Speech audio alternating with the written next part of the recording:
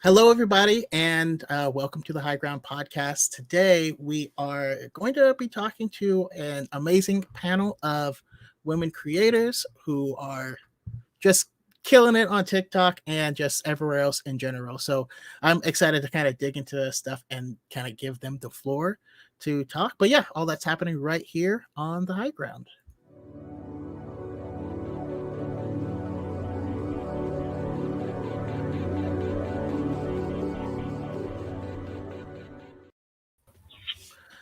Hello and welcome everybody to the High Ground. I am excited to have on. I have a couple of you guys are coming on for the first time.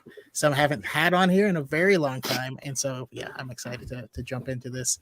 But first, let's kind of go around and have you guys introduce yourselves so that everyone can know who you are and what you're all about. So I'll start with Beth first, and kind of ask the 3/4 questions, right? Who are you? Where can we find your content? And then who do you want to identify with in Star Wars? Followed by who do you actually, who's most actually like you in Star Wars? So we'll have Beth go first. These are all great questions. Hello, everyone. I'm Beth. You can find me on TikTok at mara.j.skywalker. Who I would like to be and who I am are two very different people. As far as women, I would love to think that I am Satine, this like peaceful, like, very I am very positive, but very idealistic, very hopeful kind of person. But I feel a little bit more like the other Kree sister at times when I'm like, I just wish I was something other than fighting. And that's with what I do for work, because I do the whole law thing, if you guys don't know. So that's the joke. But yes, that is me. Nice to meet you. Awesome. I love it. And how about you, B?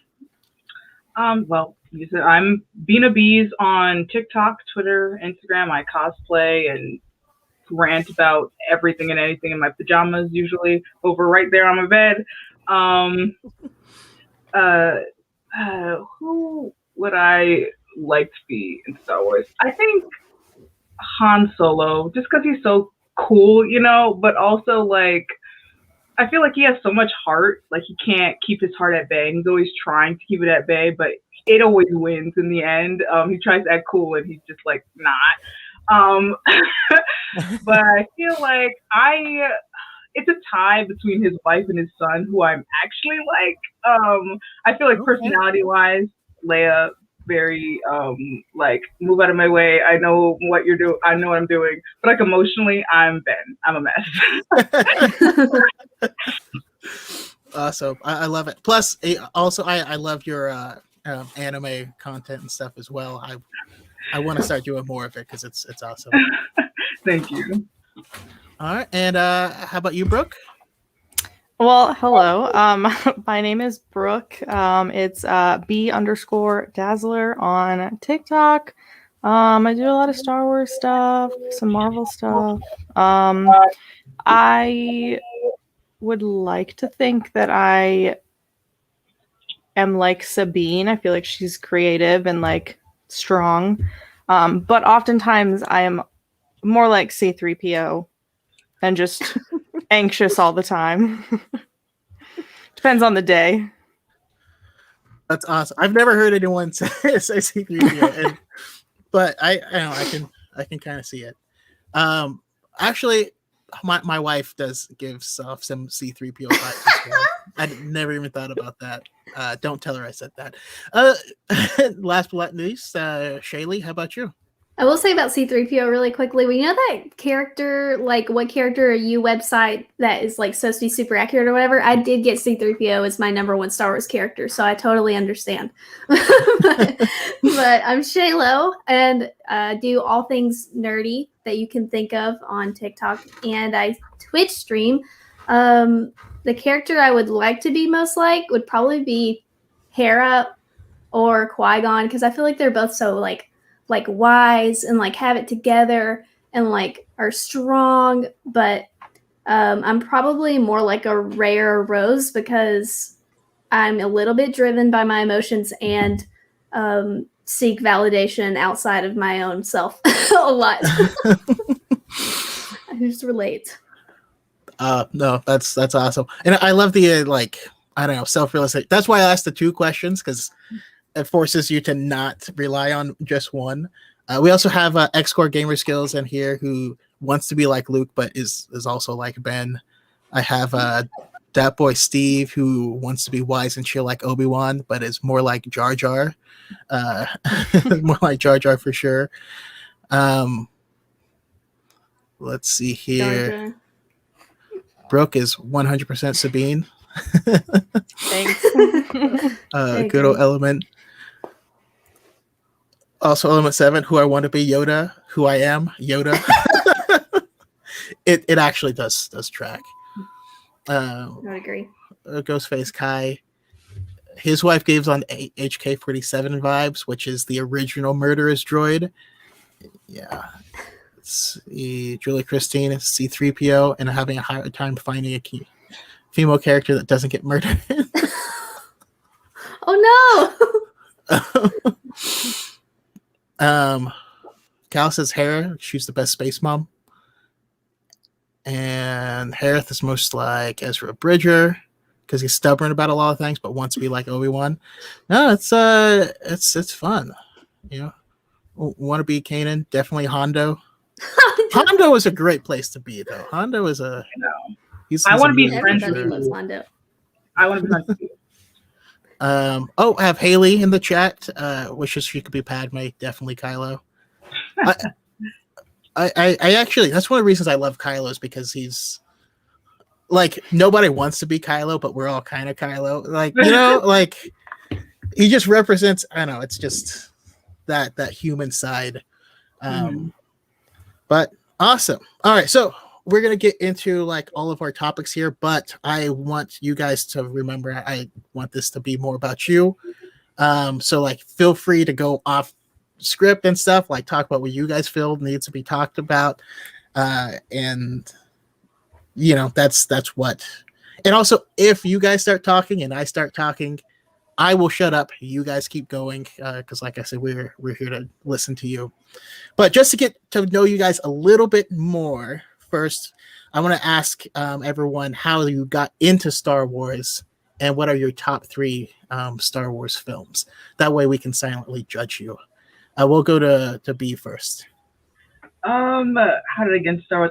Well, I've been a Star Wars fan kind of like my whole life, really. The Phantom Menace was like the first movie I ever watched in a theater when I was like 2 years old.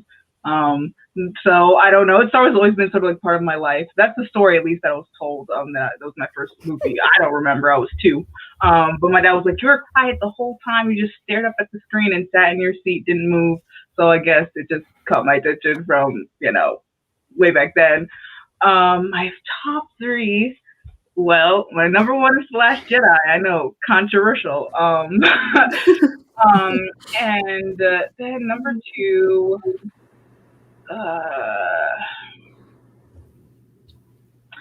man. That's okay if you have a tie for second and third. You know. Yeah. Or... Revenge of the Sith would be number 2, and then number 3, Solo. Just because I watched that movie at a really difficult point in my life, and it just has like a lot of I have a lot of love for that movie. Solo 2, I'm waiting for you. Yeah, I'm definitely joining. I did join the petition to make Solo 2 happen. I agree. How about you, Brooke? I got into Star Wars a little later in my life. I remember watching some of it as a kid, but not really ever getting into it. But The Last Jedi was my first movie theater experience with a Star Wars movie, and definitely fell in love with it then. It's funny because I most of my content is Star Wars, but I've been a Marvel fan longer, which is like surprises people. But yeah, so that is probably why it's my favorite. The Last Jedi holds a special place in my heart. Also, I just think it's amazing.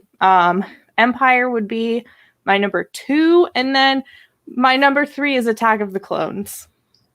Okay, nice. I don't think I remembered that, but no, that's cool. How about you, Shaylee?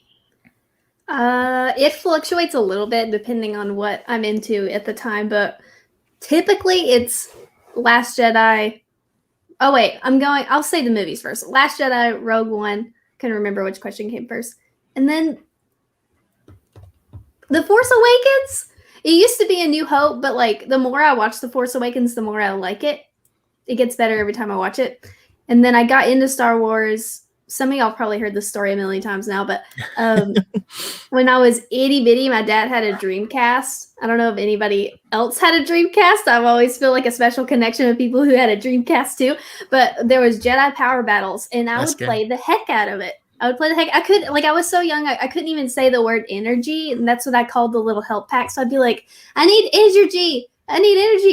And then yeah, I would watch The Phantom Menace on repeat growing up too, which is why I don't care what anybody says about that movie. It holds a special place in my heart. It's in my top.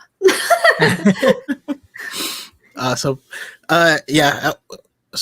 Shaylee was like, I think I had her on like the third podcast I ever did, and we bonded over Jedi Power Battles because that was my life. And I was like, yeah, whenever I get to Phantom Menace, I'm bringing you all back for that one too. How about you, Beth? Oh my gosh. So I was like a baby Star Wars fan. I have my dad to thank for that, who I think is actually watching. So hello, if you are. Hello, Mr. Skywalker. My dad was a big fan. Like I feel really old right now. But put the movies on when I was younger. And I was terrified in A New Hope. It was like my favorite movie, but I was also terrified of the Dianoga, like trash compactor. Oh. And now we have learned why in The Bad Batch. My first in-theater Star Wars experience was actually seeing the remastered special editions back in the 90s. So, oh yeah, same. Yeah. Okay, good. And then my favorite movies. I mean, Revenge of the Sith obviously is like just for quotability and memes. And then it's a tie 100% between The Last Jedi and Empire for second and third place. They're neck and neck. So I am appreciating this Last Jedi love because that's also my top. It's tied for it's tied with Empire now. And it's just kind of whichever I've seen the most recently. But most recently was Last Jedi. So yeah, that's where I'm at. Everyone's of course heard my story and doesn't need to hear it again. But growing up watching the re-releases in the 90s in the theaters was the best. And like being like a kid who doesn't understand why everyone's mad that there's like a big dinosaur that walks in front of the camera. I'm like, man, it's awesome. All right, so let's jump into it. I want to ask you guys about the representation that we currently get in the stories. What would you like to see, and what is different than what we have now? And kind of the way I'm framing it is like one of the reasons I wanted to have this conversation is because someone posed the question of like, what female characters are a good representation of not being made for men.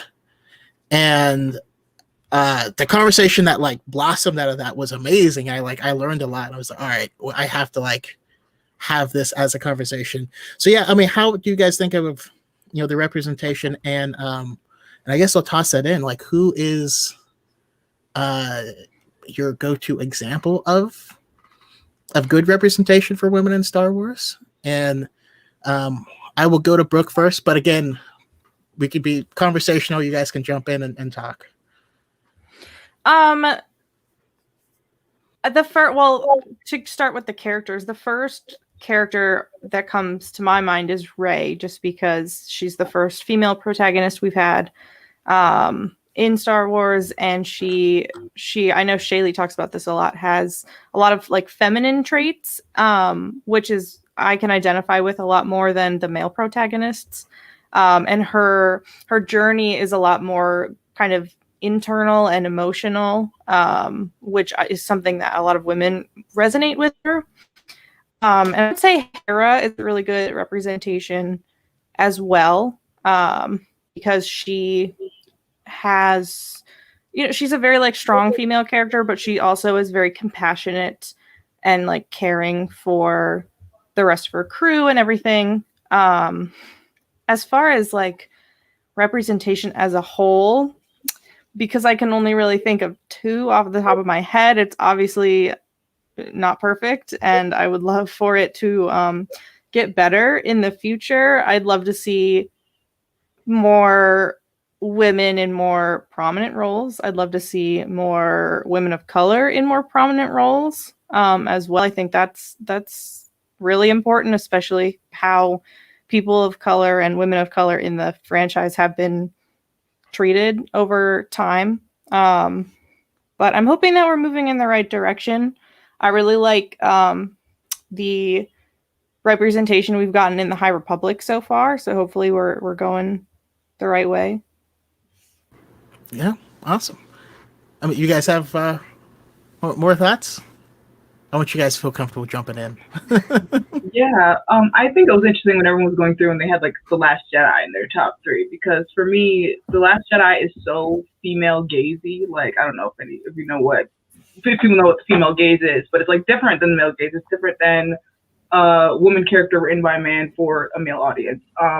Like you Any said, chance you want to give a quick rundown for anyone listening in the future? Okay, and then continue. Yeah, yeah. The female gaze is sort of like, how do I explain the female gaze? The female gaze is more like trying to understand another person and get to see them instead of consuming another person, if that makes sense. Like I don't know how to explain it. Like in like a short time, like off the top of my head, I don't know if anyone else wants to jump in with a better definition. And it's like, it's hard to see. Like, I feel like one of the reasons I feel like The Last Jedi got a lot of flashback is because it was told in the female gaze, really, which is a different form of storytelling. The same reason why Captain Marvel gets a lot of flashback as well, because again, like those stories are more internal. They're not quiet. Like, they're not gonna like, you don't win by punching someone in the face or like getting a power up.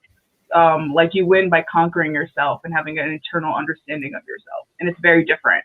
So I really love that representation, and then Rian Johnson did an excellent job, you know, for a man. I really think so. And I feel like that's another level of representation. It's not just like having well-written female characters like Rey, like Rose, like Holdo, and I really love Leia in The Last Jedi as well, because I feel like you get to see her like dealing with her emotions, where like in A New Hope, she's like, my plan is just blow up, but let me comfort you about your dead master that you knew for 3 days. Like, yeah, so I really enjoyed that about The Last Jedi, because it allowed all the characters to feel emotion and deal with them to an extent. Like Rose, the first time we see her, she's crying in a corner, like, and she's not like super suave. She's kind of awkward. She's not like, even her outfit is sort of like, it's practical. It's not sexy. Like, it's not like Leia, who can't wear underwear in space for some goddamn reason. Like, you know, and so, yeah, I feel like, and also like having women writing those stories as well, I think is so important, because though, like I said, Rian Johnson did a very good job. Like, I think having a woman telling a woman's story is so important, as well as women of color telling their own stories as well. Yeah. Yeah. And with that, Beth? Yeah, absolutely. I 100% agree as far as The Last Jedi.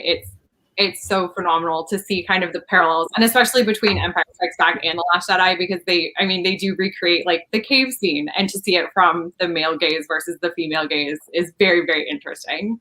When I think of representation, I keep thinking about Dr. Aphra. I'm ready for more of like Aphra. Yes, I'm so ready, and obviously with Ahsoka, I'm ready for like the LGBTQ plus. Like, I'm ready for that kind of representation to be explored through females. So awesome. And Shaylee?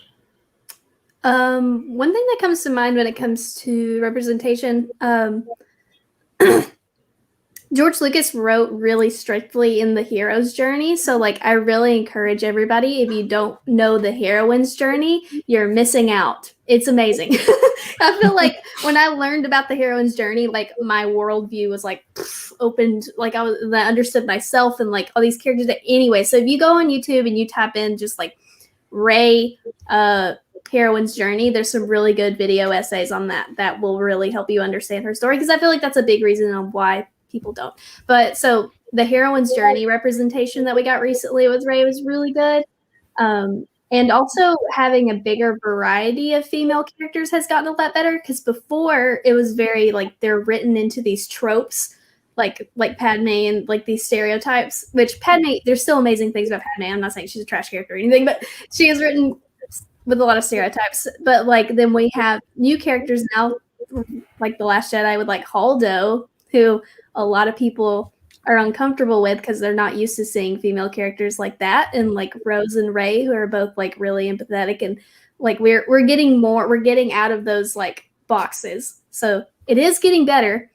What I would like to see, like Brooke said, more women of color, of course, because I always feel like it's always the short end of the stick right there. Like we need not just like side characters, but like central protagonists too is really important, because a lot of, and also humans, because a lot of people in my TikTok comments try to tell me that the aliens count as that, and let me tell you, it is not good.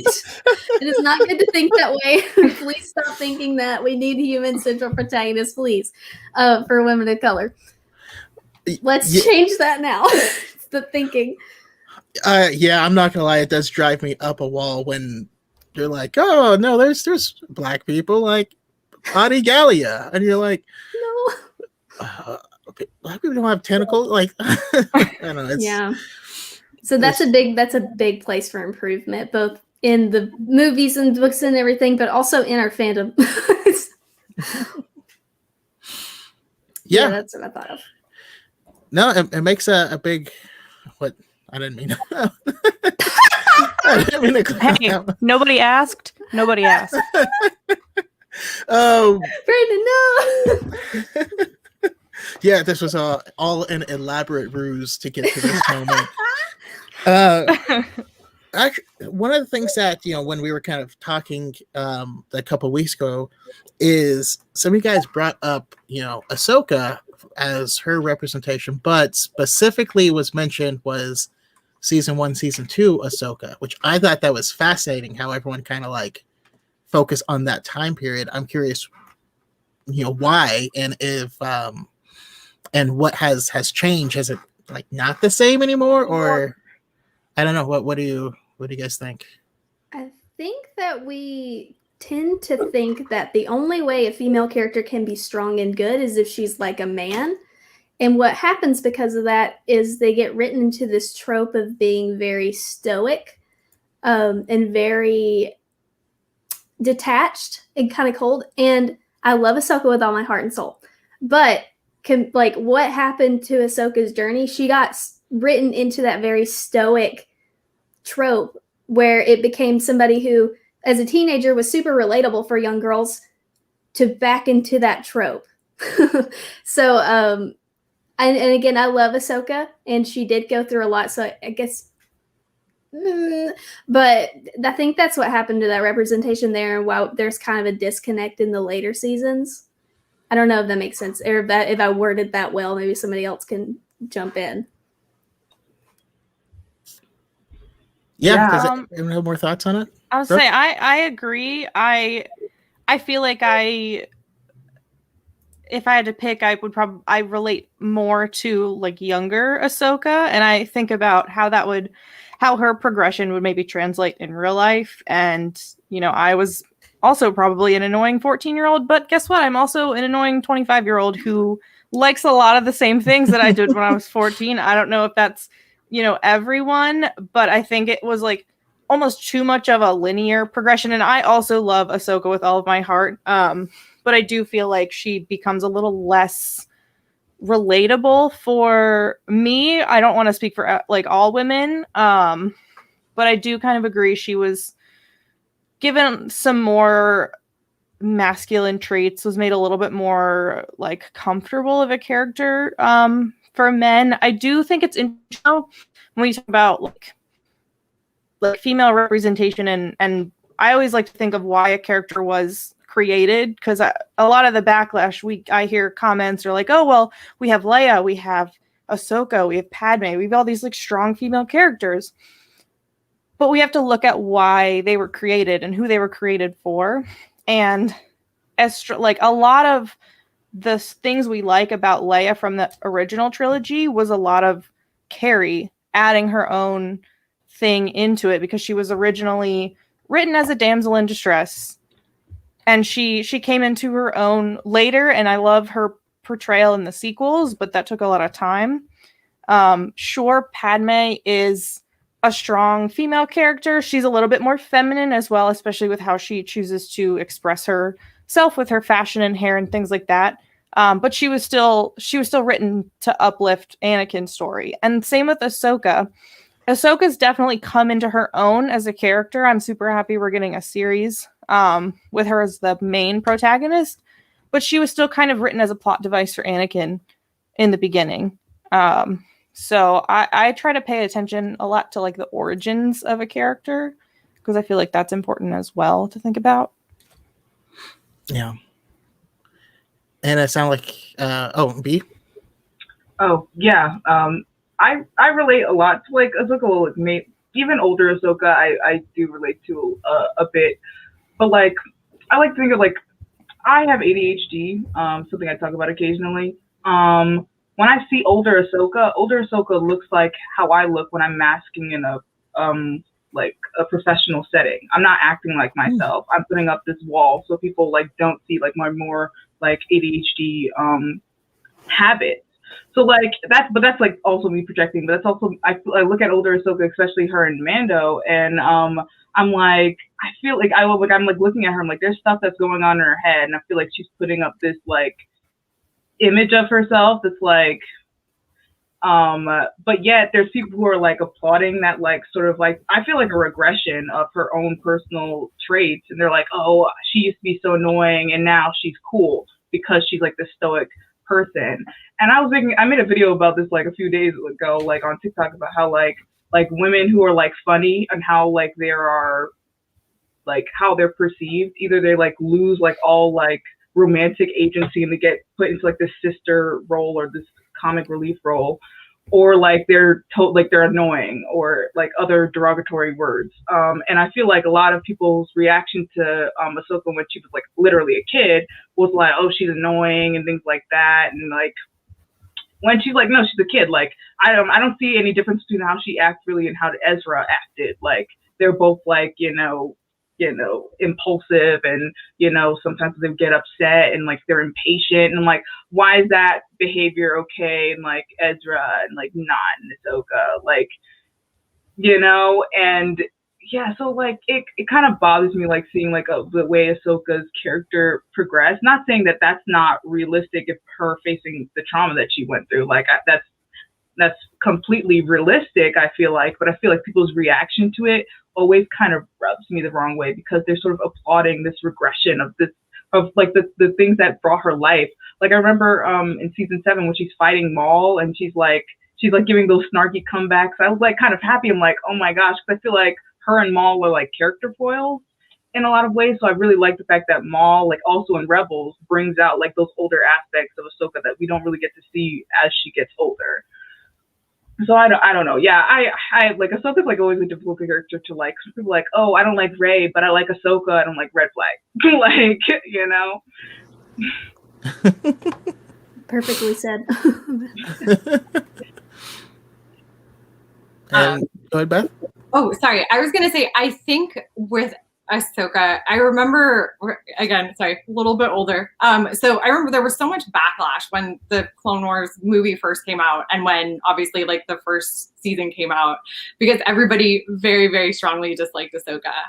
But I feel it may have been a moment of where kind of life unintentionally parallels art, and the dichotomy between the two, because when you're a teenage girl, you learn as you continue to grow up to kind of take away more pieces of yourself in order to fit like a societal mold. And I feel like that's kind of unintentionally what happened with Ahsoka's character as well, but more to appease the fandom as opposed to some sort of like personal journey. So there's kind of a weird duality there that I saw. But I mean, again, we love Ahsoka with our whole heart. We love her. Yeah, and I can't wait to see how her story continues when she is the sole star of the show in the upcoming Ahsoka series. So that's going to be really cool. But what is? Do you guys have a different experience between being a content creator or just being someone in the fandom? I'll go to Shaylee first. I think just in the pretty obvious sense of, I feel like I was always acutely aware that Star Wars fans were kind of misogynistic. It's a lot of them because like growing up and getting made fun of for it and everything and having gatekeepers but like when you become like a content creator, it's on like a whole nother level where it's like, and especially because it's online now. And what happens is when you're not, like, people say things to you that they would never say to your face. So like they get this bravery. So like as far as becoming a content creator, in my experience, the pretty obvious of what you would expect. It's just a lot more intense backlash and a lot more, I guess a lot more frequent. But that's expected because you're being exposed to more people. But also, being a content creator gets you connected to all these wonderful people, like, and you get to meet a community. So there are pros and cons.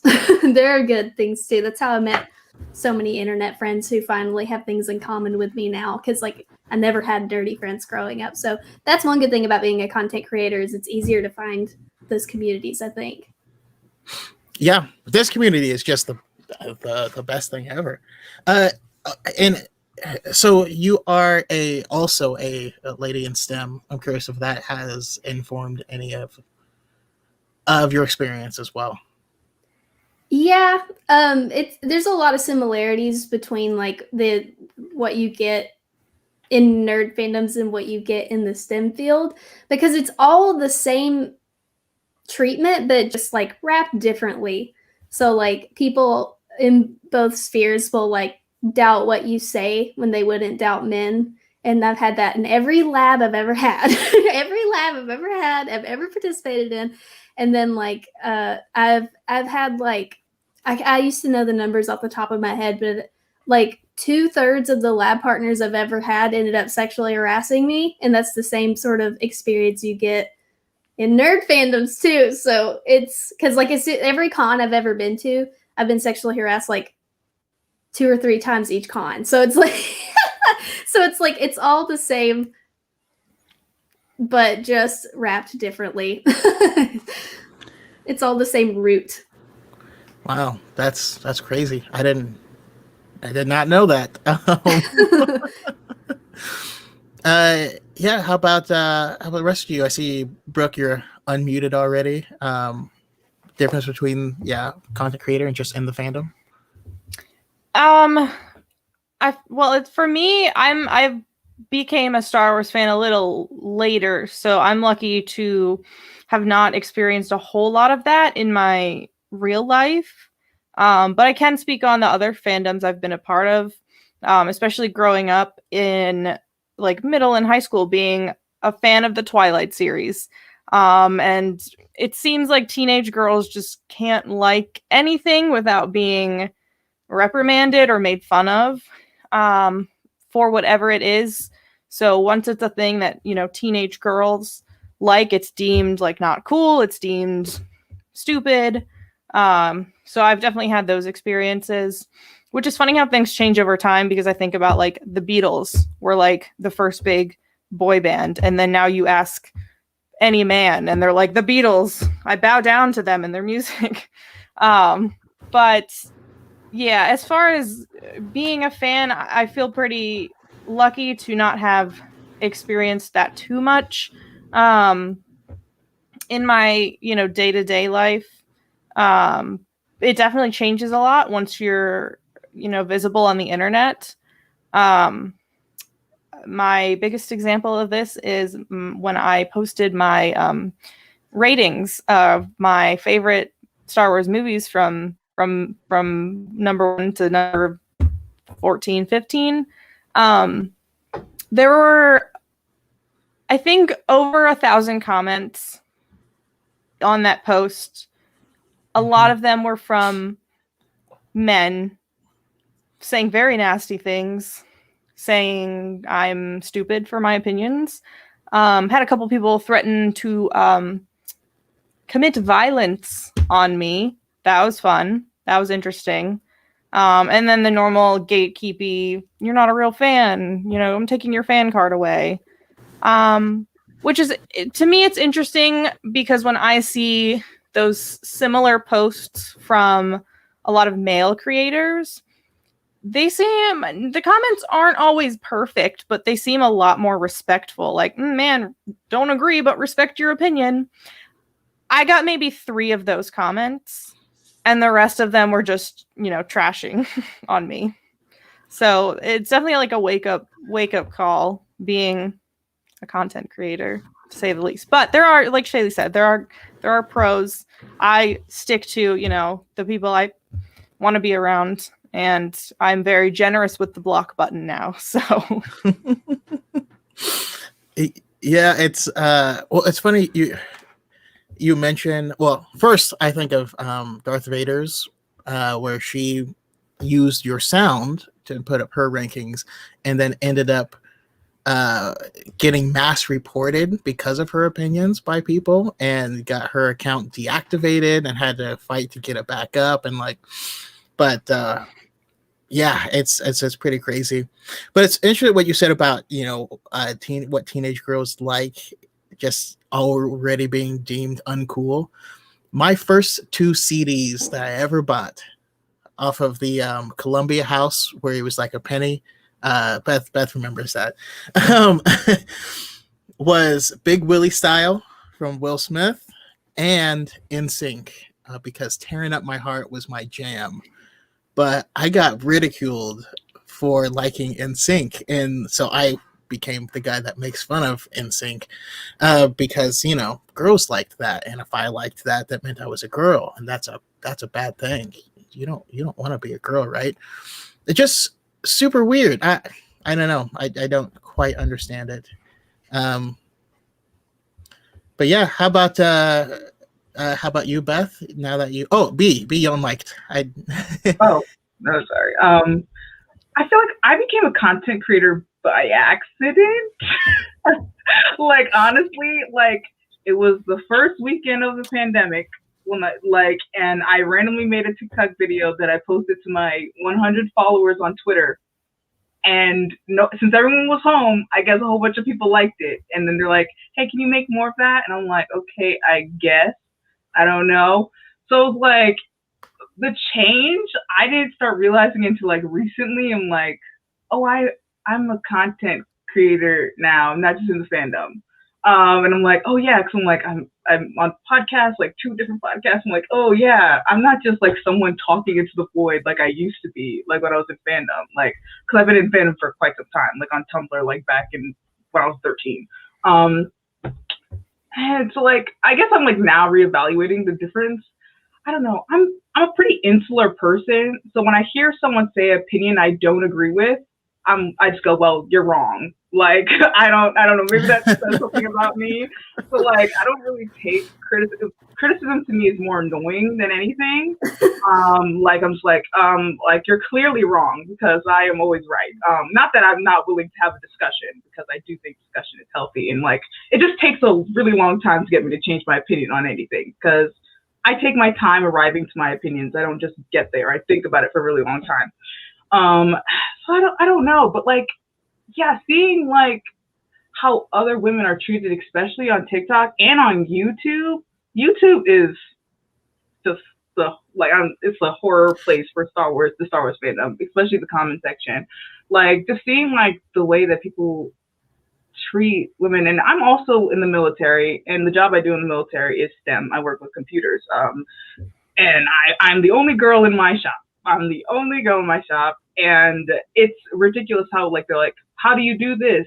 I'm the first person trained on this equipment. And I'm like, this is how you do it. And they turn around to some dude who doesn't know what they're doing and asks him, like, is that right? And like, even something as little as like, what time is it? And I'm like, it's 1600. And then he turns to a dude and he's like, what time? I'm like, literally, I just looked at it. Well, you think my watch is set incorrectly? Like, I don't know. Like, there was a while where like, whenever I make content, I don't know if this happens to any of you, like, they'll tag like a male content creator underneath my videos. Like, is this correct? I'm like, this is an opinion, so it can't be incorrect. Like, I'm not stating facts. This is an opinion. And it's like, so like, why are you like fact checking me in my own comment section? Like, and I've always made it very clear, like, I'm not that kind of content creator who's like, this, I put an encyclopedia. This happened that long. I'm not having those kind of discussions on my page. I'm talking about how I miss Ben Solo. Like, I don't know why that's being fact checked, you know? and it's so weird. Yeah, like women aren't allowed to enjoy anything. And if women like something that's cool, that we can't genuinely like it. We're liking it to get attention because, yes, I want the attention of you, Joe, in my comment section. Like, you know, it's, yes, they always tag Straw Hat Goofy. Thank you, Ron. They always tag Straw Hat Goofy. It's always him. I don't know why. I'm like, he probably is so annoyed seeing like that he's getting tagged in all my videos. Like, it happens like every week. Yeah, I don't. It's frustrating because just like I don't see the logic. Like, if you don't like something, just scroll. But like when they see a woman with an opinion, they're like, I must shut her down for some reason. I don't know. That's crazy. And Beth, how's what's your experience with it? And I'm going to jump out of frame for just a brief moment, but keep going. All right. So I also was an unintentional creator, I guess, for lack of a better. I can't like refer to myself like that. But again, totally unintentional, and I had been like kind of a passive bystander for obviously seeing a lot of the contentious behavior of the Star Wars fandom, especially towards women. And I was like, okay, I don't, obviously you hear stories about the Star Wars fandom and how toxic it is. But again, just been a bystander. And then as a creator, I actually, the first time I got a comment that was like, you're a fake fan, I was actually really excited. Because I was like, you made it. Yeah, well, not that, yeah, somewhat. But I was like, I'm like, I don't know if like somebody has had, like, I just always want to try and use my voice for like the best of my ability. And I was like, oh, I'm going to explain to you how like this actually works, like in the real world. And I was like, let's discuss class actions, like, and how you can't actually legally exclude anyone from a community that doesn't have a defined, like, that doesn't actually exist. So I was actually really excited to do that, in not a mean way, hopefully in an educational way. But yeah, the thing that flummoxes me about now being like a creator, if you will, in fandom, is that there are so many, and it's again kind of something that Brooke mentioned, so many men are always like, can you explain this? Or like, please explain why. And I'm like, women don't owe you an explanation. Like, we're allowed to have opinions sans an explanation. I do not need to explain my choices to you. This is my opinion. Thank you very much. So yeah, that's been an interesting thing that, Brooke, when you said that, I was like, oh yeah, I do notice that too. So yeah. Awesome. And then, I had, B and Shaylee shared their experiences being in STEM. How about yours and being in law? Yes. So it's kind of funny because I think there is, obviously it is very male dominated, but I have to say that I'm very fortunate with the women mentors who I've had have taught me how to, I don't want to say like manipulate men is the wrong word. Like, that's the wrong way of putting it, but they know how to command a room and how to appeal to like the different types of men in the room, which I don't always agree with, like the ideological, like you should have to change, like a woman should have to change their personality to make that work.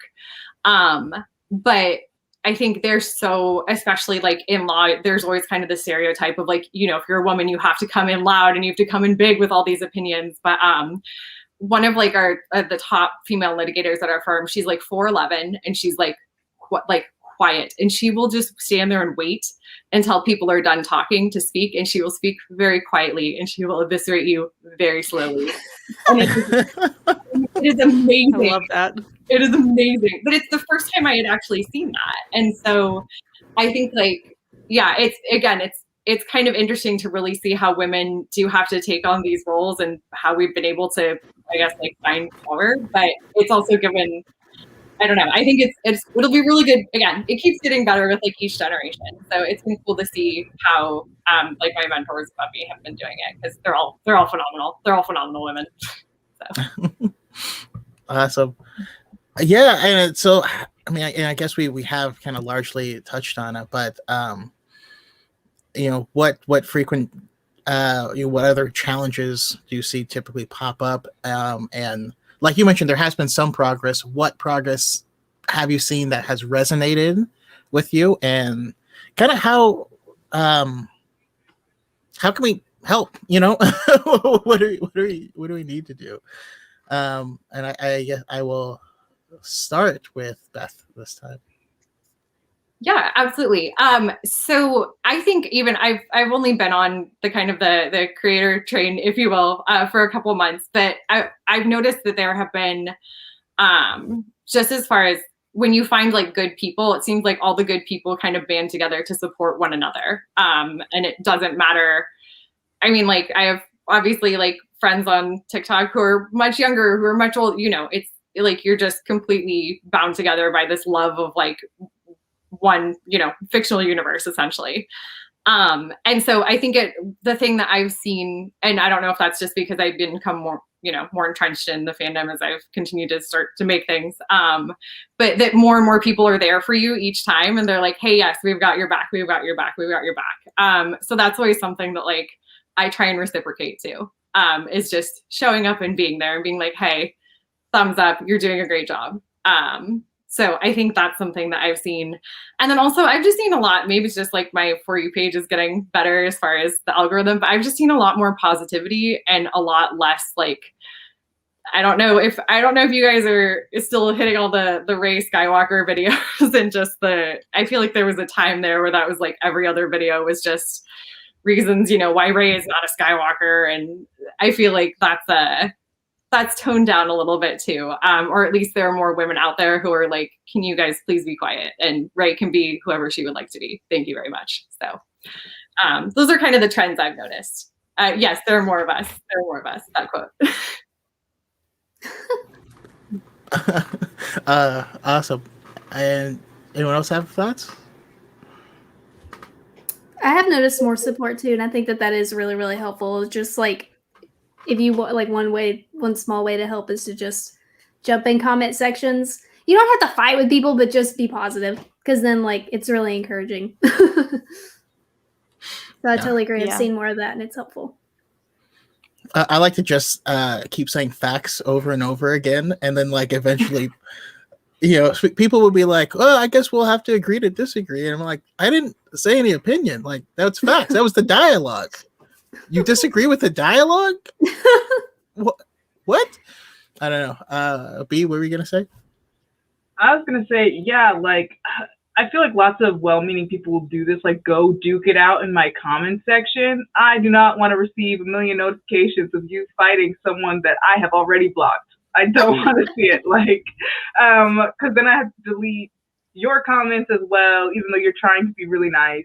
And I'm like, yeah, if you want to support me and like defend against me, like by all means, I've seen like male content creators do this. Make another video tagging that person on your own page and defend me there. But like, I already don't want that negativity in sort of like, if that is something that you want to do and like have a discussion with that person, a dialogue with that person, because actually that has nothing to do with me anymore. Yeah, like I think it was yesterday, 2 days ago, I made like my Darth Vader is black joke on TikTok, which I labeled as like, this is a joke basically. And people still didn't get that it was a joke. And there was like several men who stitched my video saying that I was stupid. And I'm like, well, you're the one who didn't get a joke that's labeled as a joke. So who's dumb here? But like people were in my comment sections fighting with some of these guys. And like, I don't want to see this. Like, I don't like want to see you arguing with someone. We're all laughing, having a good joke at their expense. Like, you don't need to like fight them. And I feel like that's something that's also very like, Luke is biracial. Anyway, but yeah, like I would like more positivity. Like it's better to be positive than like. I feel like that's a very like man thing to try to like fight someone in like the comment section and like win one over on someone when that's like not necessary like at all. Like, and I'm like, I'm good. Thank you for trying to defend me, but like I'm good, you know? So I feel like that's another way to help. Like you don't need to fight someone on my behalf for my honor. I'm good. No, you're right though. It is like a totally male thing of like and I never thought about it like that, where you guys are probably like, yeah, I don't care. Julie Christie just says fighting in comments always feels like people fighting in your front yard. You're in the house making dinner or whatever, there's people duking it out, and you're like, huh. I don't know. I've never thought about it like that. I mean, for me, I've come to terms with my notification count is always 99 plus all day, every day. Like that is life. And I'm sure Shaylee has a similar experience, but I loved your Lucas biracial video because So when good. I was little, I play Star Wars with my friends at school, and they'd be like, "Oh, sorry, you can't be Luke Skywalker because Luke Skywalker's not black." And so, like, they're like, "You can be Lando or Chewie," and that's the only people that they would let me be when we played. And I'm like, "Forget it, I'm Vader." And then now they wouldn't let me win, but I got to be Vader because, like you said, Luke is biracial. Yeah, Darth Vader's black. Like, hello, James Earl Jones. Duh. Any more thoughts on it? I was gonna say I've gotten a lot better at not engaging in those conversations that I know are just going to go nowhere. And I tried my best to encourage other people, like, hey, it's not worth your time, especially just like fighting in the comments where you only have a certain number of characters and then everything gets like out of order. And it's for my own mental health. I see it, I block, or I'll respond and say, I don't care, or I didn't ask, like just some like something quick, some quippy comment that I'm like, because I know that it doesn't matter what I say. And this isn't necessarily just a problem that women have in their comment section, but it is, I do notice being listened to less because I've made similar videos or similar comments to a lot of male creators. And like I said earlier, they always seem to get a little bit more positive feedback, even if that person still doesn't agree. They'll say, oh, well, I respect your opinion. It's like, okay, well, why can't you respect my opinion? Because I said the same thing earlier. Yeah, there's different challenges like that. I think even as far as like how we can improve as a community as a whole, because I think it is moving in the right direction. I am okay with being like a punching bag on the internet if it means that I can hear from other girls or other women who I've had them tell me like, you've inspired me to make my own content and like talk about my own opinions or what I like and what I don't. And that is like means the world to me. And I don't have like the biggest platform, so even to hear that is wonderful. And so I don't mind kind of continuing to do so, because I also admire other creators that can do that. Like I admire JStubes so much because she is just like herself and doesn't put up with that kind of crap. And I know, I'm sure it still gets to her, just like it still gets to me and all of us. But yeah, as far as maybe moving forward in the community, I love things like this where we can have open conversations about it. I think sometimes a lot of men get caught up in, trying to add their own opinion into, issues that women have. And the same can go for, white people having, trying to interject their opinions on like an issue for people of color. And those are times where we just need to like sit back and listen, which is, I know it can be hard to do, but it's helpful, I think, just to sit back and like listen to someone speak about, the issues that matter to them. But things like this is helpful. I think it's moving in the right direction. I've also noticed a lot more positivity on my For You page and stuff like that. So I like that. Awesome. No, I love it. I had oh, sorry, go ahead, B. I was just gonna say a little add on to what Brooke said. Like, listening is also important, but telling someone else who's like, heckling us, telling them to shut up as well. Because if you're just listening while someone else is being like rude right next to you, what's the point? Like, you do have a voice and you're absolutely allowed to use it. And that goes for like white allies as well. Like, don't just be like, oh, I'm just gonna listen. Like, okay, well, use your privilege at least for something, because if you're just being quiet, you're kind of like useless to any movement. So I feel like that's also another point. Like, yes, listen, but also be like, hey, you also need to be listening, and like check the person next to you. Yeah, for sure. I like that. So I have a question from that boy Steve. He says, I understand not adding to the negativity by arguing with people, but how do we stop people's bullying and harassment without saying something then? Any thoughts on that? Also, are you guys cool if I bring in questions from the chat? Okay, cool. So yeah, you heard that, chat. If you guys have questions, and I like them, or anyone here sees them, you can always call them out. But yeah, what do you guys think? How can we better stop the future bullying and harassment?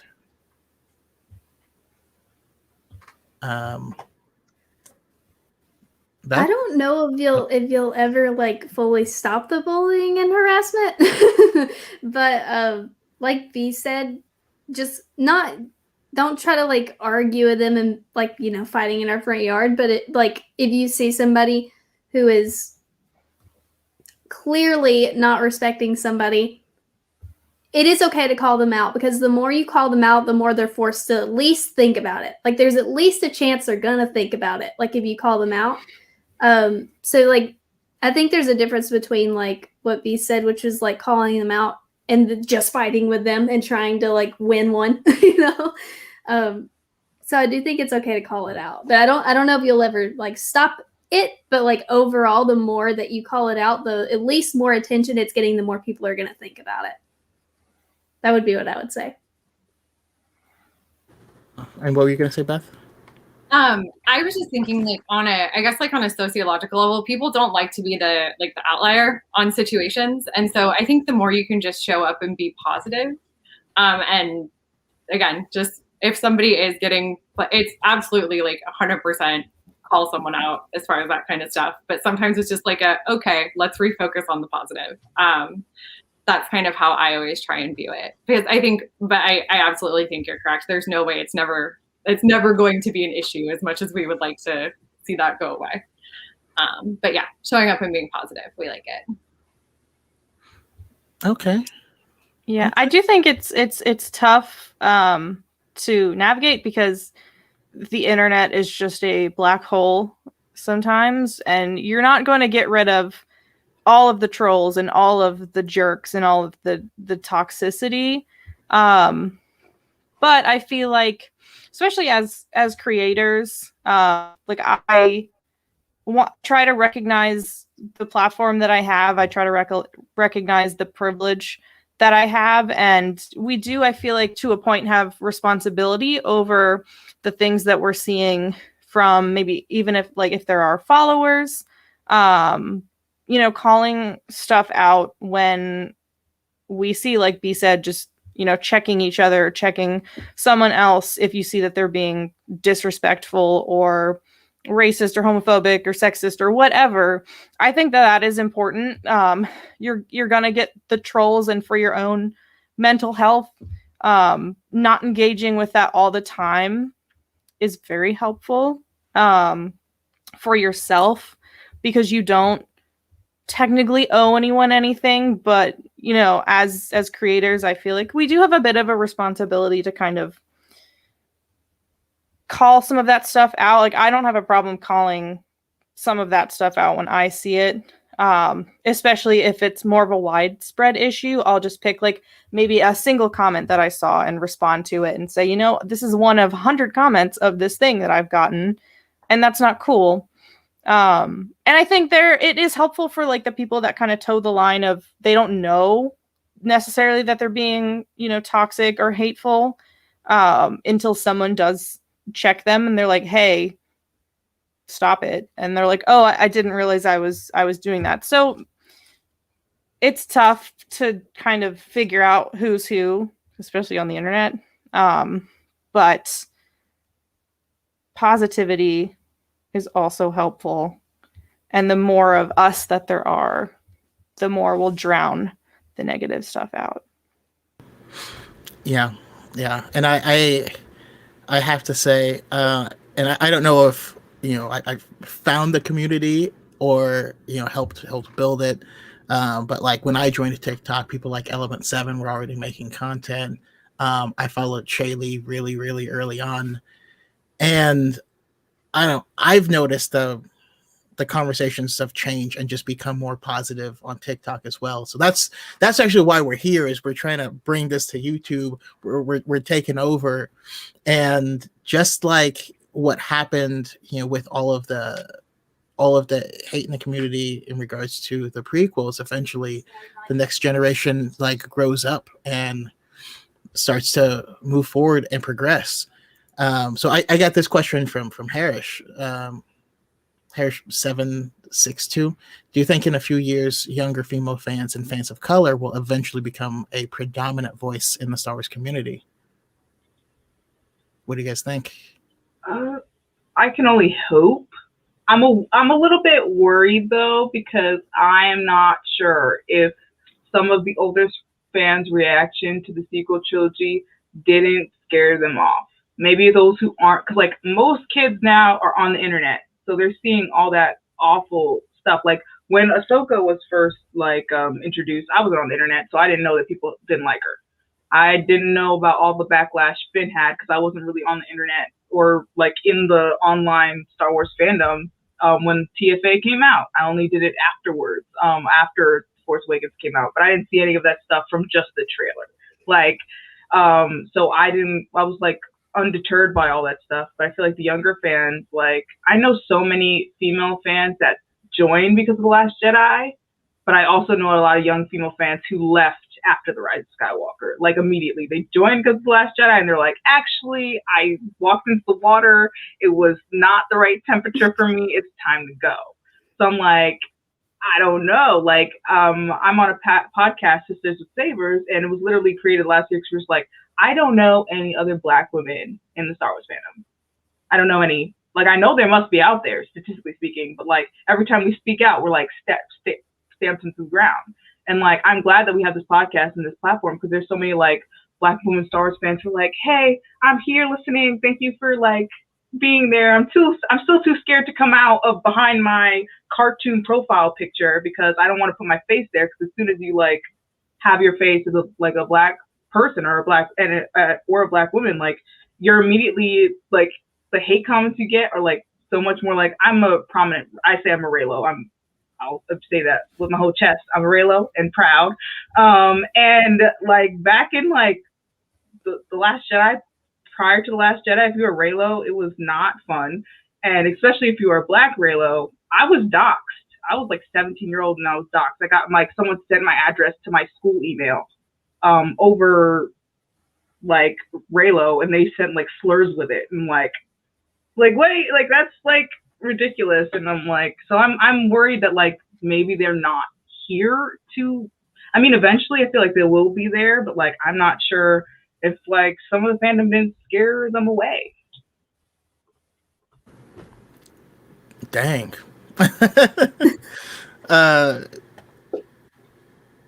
Yeah, I mean, any more thoughts on, you know, if you think we will, have a rising tide. I personally do. But Beth, what were you gonna say? Oh, I think we're at a very interesting time because this is kind of like the renaissance, if you will, of obviously Star Wars media. We have so much new content that will be coming out, and a lot of it that is female centric, just like Ahsoka, for example. And I think this is kind of, especially it was kind of the same situation. I had a couple younger friends who did the exact same thing with like The Last Jedi. They were like 100% in, and then after The Rise of Skywalker, they were like, I can't do this anymore.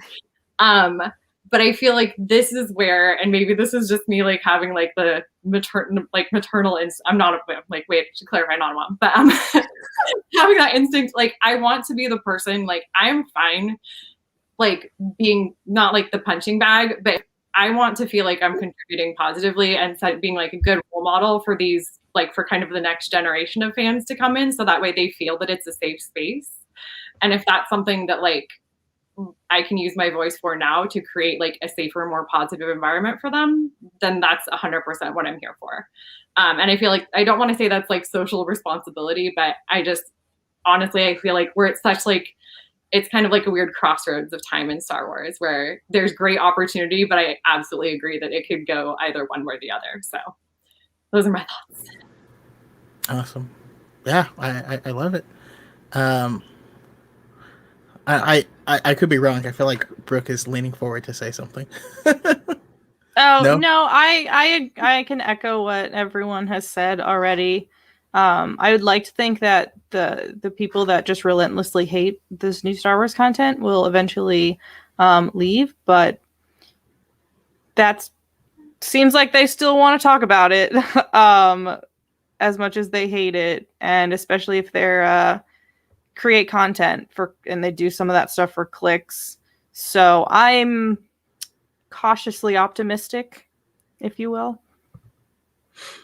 Yeah, I mean, so the reason why I am optimistic about it is because of how much content we're getting. I think that what's happening is they're giving us something happened with superhero stuff, right?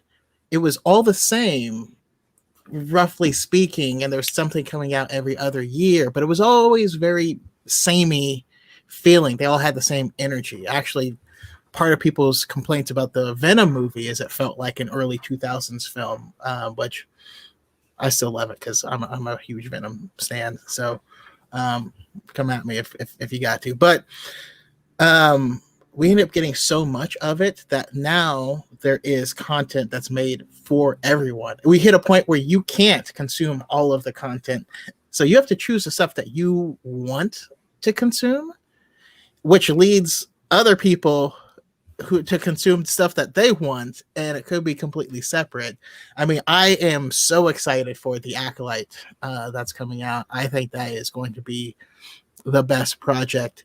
And I think that the High Republic specifically is inspired because all of the people that are going to hate stuff just to hate aren't going to read it. You know what I mean? It becomes its own barrier for entry. And so when I talk about it, all the people I talk about it with are awesome. I've never met like anyone bad who's like read through these books and stuff. And it's just been, I don't know, it's been great. We kind of talked on it a little bit. Aiden Powers asked, how do you guys push through the hate or mean comments? And also, I know it's outside of the Star Wars fandom, but I know B, since you cosplay, I feel like you might get some in regards to cosplay. I'm just curious, how do you guys push through? Like, there's that I cosplay a lot of anime characters, so there's like, that character is not black, and I'm like, I'm aware. Do you know that character is also fictional? So who cares? Like another thing, like when I do my Ahsoka cosplay, I don't paint my skin orange because to me Ahsoka's black. I know like that's a weird like topic, but Ahsoka is black. I don't care. So I don't paint my skin orange because I already have like an orangish like undertone. And I get a lot of that, like, why aren't you orange? And I'm like, why aren't you minding your business? one thing that I started to do is like whenever I get a hate comment, I'll write it down on a little like fortune cookie-esque note, put it in a jar. And when that jar fills up, I get myself something nice. So it's like you switch the way get a hate comment, you're like, oh, another one. I'm closer to getting something nice for myself. Like, and I think it's fun. I'm like, give me hate comments. I don't know. I think I'm doing great. But cosplay, people always gonna be like, actually, this character's thing is on the left side, and I'm like, I'm not going for accuracy here, but I'm having a good time. I don't know. You make your own cosplay. I don't know, but yeah, that's kind of what I do. Make it a game. I love that so much. It's because the only people that ever do that are people who don't have profile pictures too. Yes. No content, no profile pictures. Yes. Oh my gosh.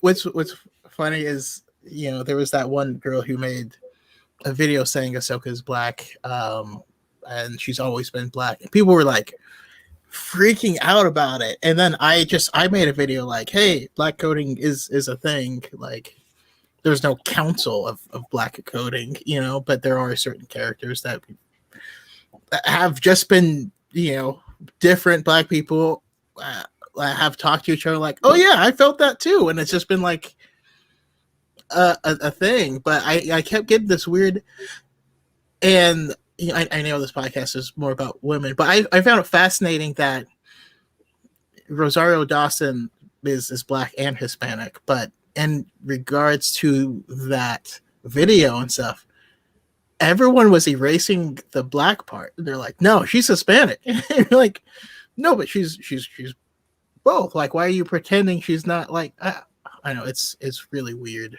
Really bizarre. Yeah. To me. But yeah, no, B, your energy is the best. I got Cal here. Like, oh, thank you. I love it. Yeah. How about you, Shaylee? I know you've gotten a lot more liberal with the band hammer, but I'm coming to you because I've kind of like when I joined TikTok, I think you were at like 16,000 followers or something like that when I started following you, and now you're what, 300,000, something like that. 200. 200? I'm gonna hit. I may hit 200 tonight. So that's fun. Nice. I'm at like 0.9. It's like right or 0.8. It's right there. But yeah, I don't handle the negative comments super well because I'm a pretty sensitive person. But yeah, like the things that have got me through it is people being positive in my comments to like remind me why I'm doing it. And I also like to, I do like it when I see men comment things that are trying to correct me and are incorrect so I can dunk on them. I've done that a few times and it feels really good. So that is one way that I get through it because I'm looking for somebody to just dunk on. And then also, yeah, the band hammer. Shaylee talking about Grey Jedi is one of my greatest memories of just like, just utter destruction. And I made a video using the Simpsons where he's like, he's dead already. Stop, he's dead already. It's just the best. Yeah, I mean, any more advice? Because I mean, everyone's different. That's why I love having like a panel, and everyone handles it differently. I love the thought of making it, a game with the reward system. I'm probably gonna have to adopt something like that myself. For me, I find it hilarious when I can save something to my clipboard and just use that forever. So people are like, how are you responding to all these people? I'm like, because they're dumb. They all watched 4 different YouTube videos and they all say exactly the same things, word for word. A year ago, I used my clipboard from 1 year ago to respond to people, and I think that's hilarious. That like, I'm not even having to like, I don't have to consciously think about their responses anymore. And that's funny. That's why some of my content, I try to ask questions to make people break out of this like brain track. And I don't know, hopefully people find it interesting, but I do. I find it interesting myself.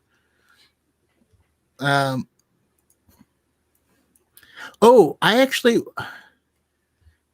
so I know I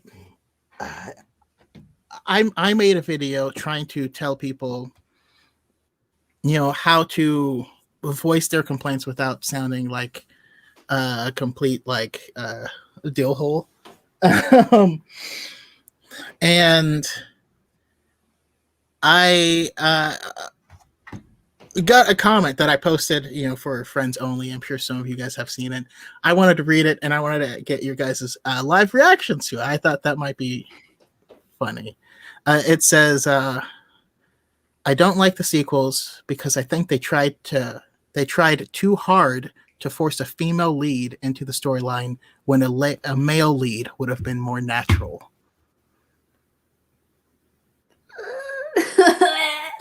In a world with aliens and space magic. Natural. Got it. I saw that, and I was legitimately trying very hard to be like, okay, there are a lot of genuine dirtbags. I'm gonna help you try to not sound like them, and hopefully get to a conversation so you can do something interesting. Also, I got a shout out to Paul. Thank you so much. I always appreciate everyone's support. I mean, I do this because I love the community, and but it's always nice. I love it. But I'm trying to figure out what the right question to ask is. There is a whole segment of so I do feel like there's quite a few people that have nostalgia bias on things. Like they grew up with this being the thing that's already accepted, so they don't question it, they don't think about it. And not to mention being young, you also have the suspension of disbelief and stuff. And then you come into newer stuff and you have a harder time accepting it. I do think that's a thing, but I'm curious where you guys draw the line between potential nostalgia bias and I guess if you can break down what we should know about sexism, misogyny, and gender bias, which are three very different things that for some reason people don't seem to quite understand. But do you guys have any thought? I know that I'm calling in kind of an audible here. It's always hard when you get one comment, because you're just I don't know what kind of person you are. You're I could be opening Pandora's box by responding to you. Because sometimes, even sometimes they're when people ask questions, why do you think that's are they asking that question in good faith, or they think they're trapping you in a question? The comment that you just stated off, there's so many. I wish I give people the benefit of the doubt. That's usually where I start off with. Unless they're using condescending language within their comment, I usually will give them the benefit of the doubt that they truly because there are some men, just the way that we've all been socialized, that truly do think it's forced, because they do not think women can inhabit those roles just because they've been socialized that way, not out of any malice. They just can't wrap their head around it. I've been recently playing Dragon Age Origins again. So we've been with Dragon Age fans here, but I just started replaying Inquisition. Inquisition is my favorite game, but I wanted to play the older games for Easter eggs and stuff. I don't know, but there's one character named Sten. There's a dialogue option where he's if you are a female warden, and he's literally confused. He was I'm confused. How are you a woman? And she's what do you mean, how am I a woman? She's well, women don't fight. She's well, I am a woman who fights. And she's and he's so women want to be men? And she's no, we don't want to be men. We want to be women who fight. He's both those things can't be true. And he was genuinely, perplexed. He didn't understand. He's this is not, these two things aren't possible. And and it wasn't even out of malice. It's just genuine confusion. And I feel that's some of the reaction to they're like, look at Rey and you're like, this is being forced because a woman can inhabit that role. Not even out of malice, just out of like, you're like, this is just a logical conclusion that they came to. And I think it's like helping dismantle that idea, them like asking them, why do you think that? And having them look for the answer for themselves, not giving them a comeback and calling them sexist and things like that, because that's easy. But saying like, hey, and like examine that bias in yourself. That's not my job. That's your job. You need to go look at that for yourself, because it usually comes more to that. Some people are malicious, but sometimes it generally just comes from like that person needs to go work on something for themselves. Yeah, and that's why I try not. And I don't want any of you guys to do this, but I will spend more time with people because I have legitimately met people where that is their brain. I had a video where I was making fun of Mike Zero, and I was like, oh, who's a character all the toxic people love? Revan. And I still, to this day, I made that like 3 months ago, something like that. To this day, I get people commenting on this, like, what's wrong with Revan? And I have to explain to them, a lot of toxic people love Revan, but not all people who love Revan are toxic. Those two thoughts can exist, and they are separate. All thumbs are fingers, but not all fingers are thumbs. Like, how and for me, it's like, how are you alive still? I feel like you would have fallen in a manhole or something, but I don't know. Beth, you were gonna say something? Yes. So yeah, my favorite thing is just to keep asking why until either they admit that they're being misogynistic, racist, sexist, or you actually get to the root of what like they're trying to ask you. And that goes the same thing when they're like, oh, I'm just joking. I'm like, why is that funny? Can you, like, I pretend to play dumb. I'm like, can you explain the joke? Like, I don't understand why that's funny. And I found that's been fairly effective, just to like cut to the chase right away. No, I love it. I always get like, oh man, there's just so many mistakes and plot holes. I'm like, cool. Name one. Just one. Just one.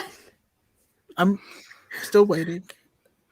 Oh well, check out this YouTube video that I watched. They name all of them, and it's a link to Mike Zero or Robot Head. I'm like, Jesus Christ.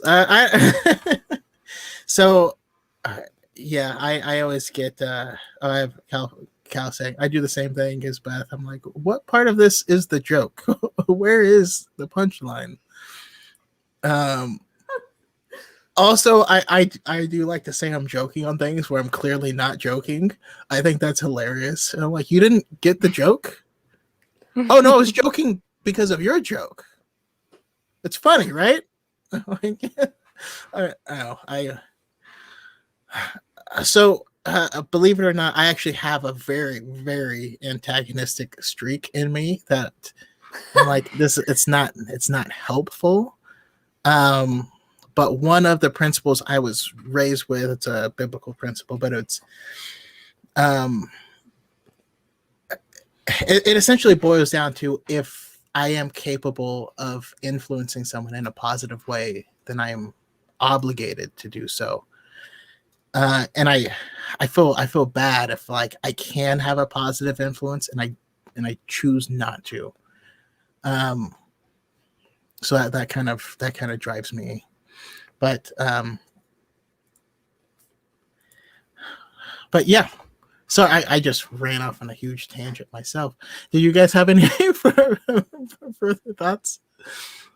Because I kind of forgot where we came from. I think that's the responsibility of all content creators. If they can enact positive change, they should. Because there's so many content creators who just feed off of negativity, and that's how they get popular.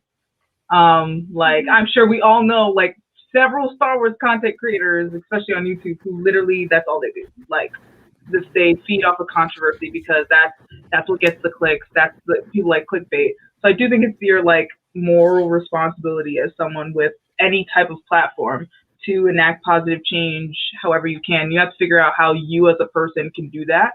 because not everyone does it the same. Like I always say, I can never make the same content that you and Element make, because I'm like, you guys are so nice. I'm not. Like, and I'm like when you guys answer questions, and I'm like, I'm not that person. And so like that's how you guys enact your positive change, and like I can't do that, and I feel like you have like people to find like their way of doing that.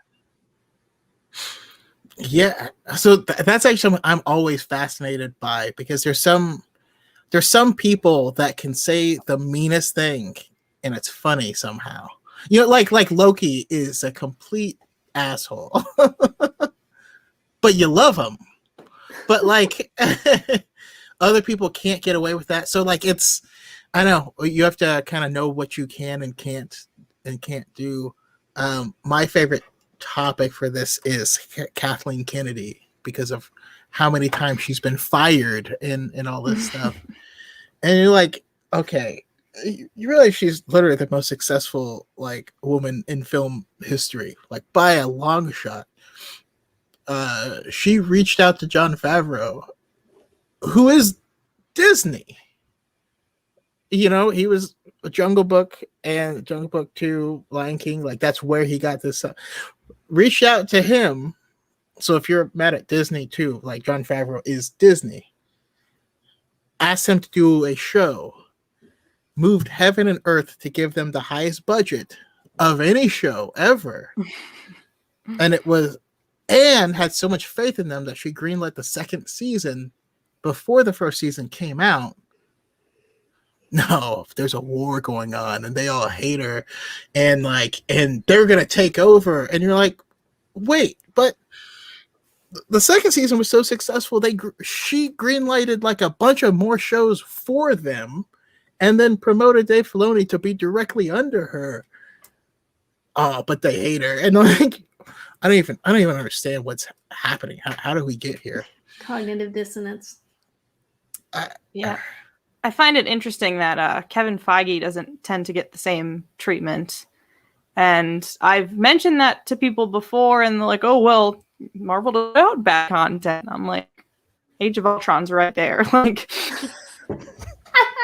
there are things that are not great that exist in the MCU, and it doesn't even matter if it's good or bad. It's like when it's really good, Kathleen Kennedy has nothing to do with it, and then when it's really bad, it's like, oh, it's all her fault. And I just don't see the same energy being placed on Marvel, which is also a Disney property. I don't know. I think there is a double standard there for sure.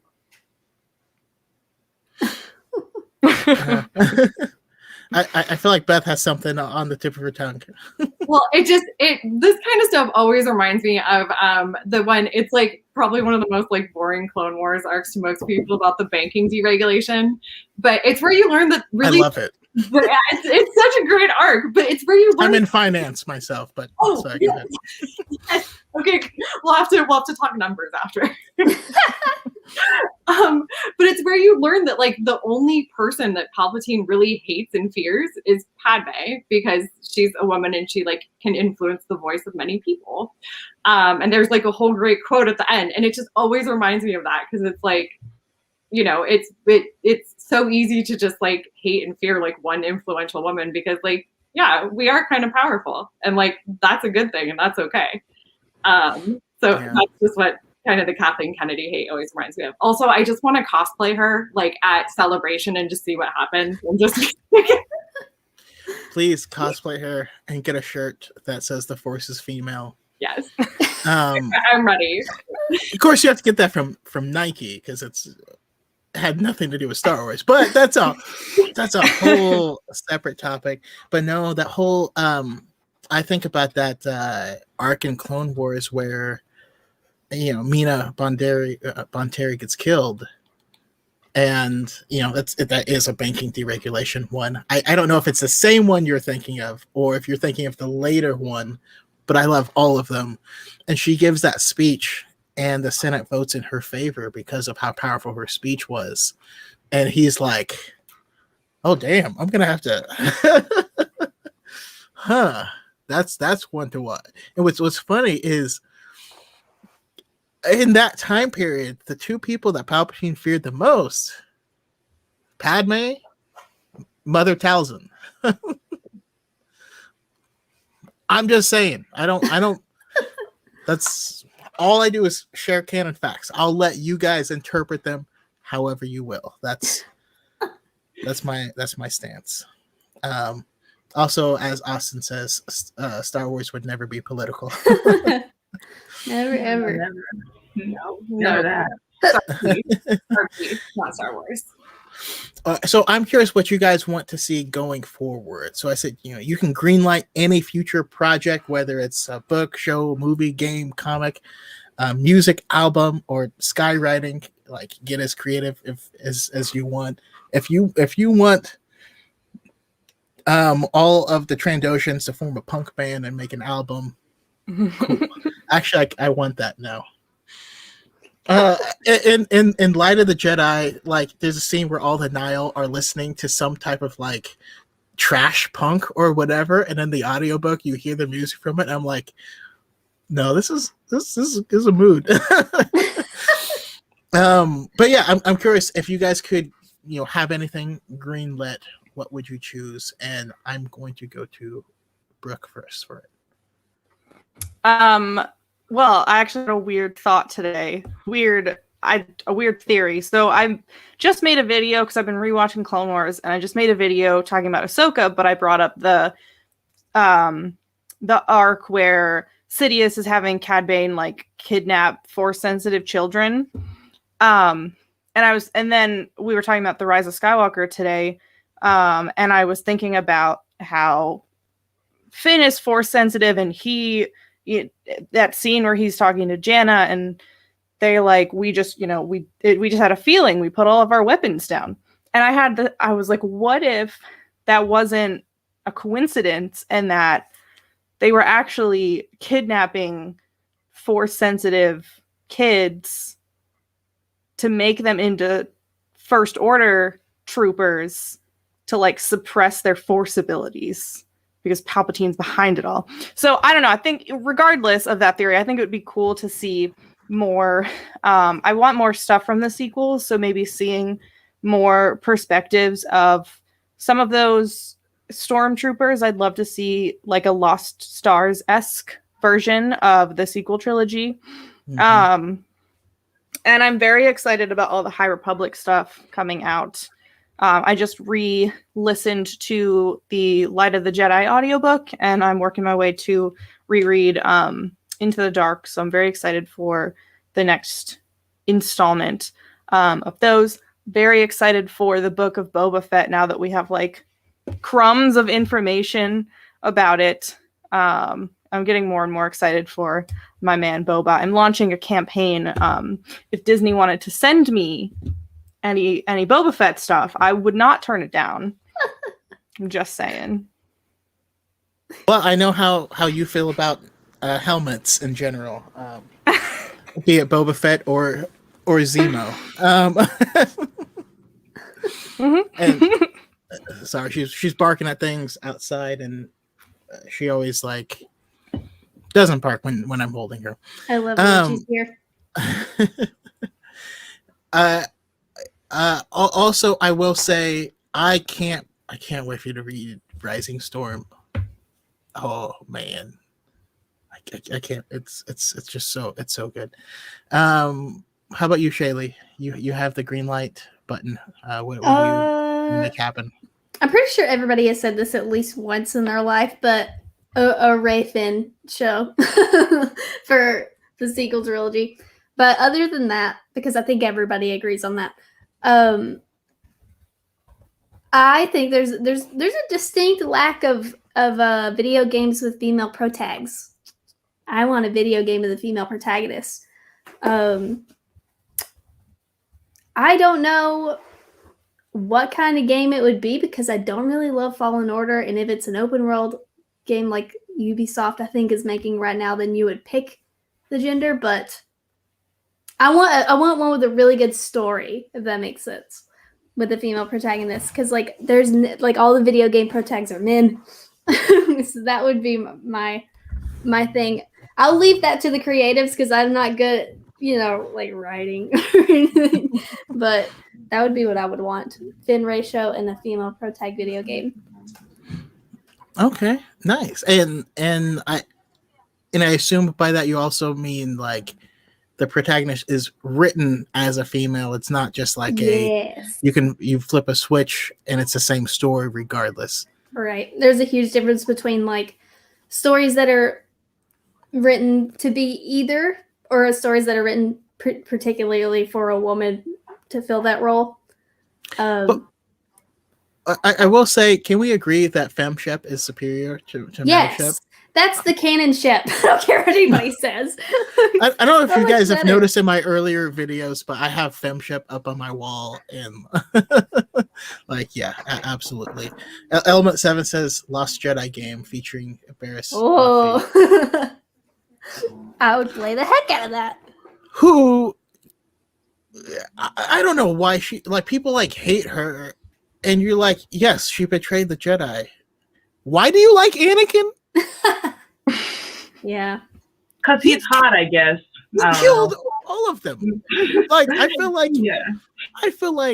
yes. Bombing something is bad, absolutely. But he murdered everyone, and like you hate her and love him. Suki is Star stuck Wars in my is full cord. of characters with lots of conflict that make bad decisions, and Yeah. she's interesting. Yeah, to me, her only crime was that she pulled Ahsoka into it. Other than that, I'm like, girl boss energy, I guess. I don't care. Like, right. Like, I'm like, when she brought Ahsoka into it, I was like, I'm not loving that. But, yeah, I do love Barriss. Yeah, and I actually put a video up yesterday on it, and I interviewed a Barriss Offee cosplayer who says that that's like her child, and we talked about it for a bit. And even Dave Filoni says, that the story actually had her like blowing herself up in her cell, and he put a stop to that, and it was like, no, the important thing about her story is that what she says, how she responded to it was wrong, but everything she says is right, and that's the important part. So I don't know. I hope we see more from her. How about you, Beth? What are you going to green light? Oh, okay. So I have two. I need the inevitable Claudia Gray, OB-Teen, You're on the Run book. Hopefully that's my just manifesting that. And then two, I really want a West Wing style like Bail Organa show. Set like kind of probably at like the beginning of the Empire. But I just want the walk and talks. I want to see more Brea. I want to see like baby Leia, like little Jin, Galen. I want the West Wing vibe there. So those are my two. I always want more Jimmy Smiths too. So yeah, how about it? Okay, I've never even thought about that, but like after reading Leia, Princess of Alderaan, where like which is told from Leia's perspective, where her parents are just throwing these parties, and she's like, what are you guys thinking? Like, there are bigger things to think about than these parties. But her parents are like, no, we're throwing parties so that we can talk some serious crap while the Empire is not looking and organize an entire rebellion. Like, I would love to see like a procedural drama where that's what's happening. Go ahead, Beth. Oh, no, I was just going to say, like, if they want to make it a little, like, gritty, like, I would be 100% down for it. Like, I just think that's such an interesting, but again, I love, like, the politics of Star Wars, and that's something that we haven't really seen explored via a show very deeply yet. So, just need to walk it back. And I mean, I want to see I want a novel that it's just one book. It's the entire sequel trilogy, but it's from Ben's perspective. It's from Kylo Ren's perspective. And you see like when he's hearing about this girl, and he like, because he like knows, like he already knows that there's this weird connection, doesn't know what it is.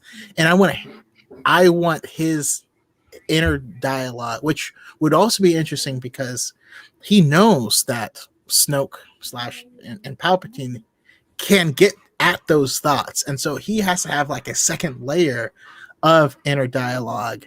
I want to hear he has this forced connection with Rey, and then it ends, and the camera stays with Rey.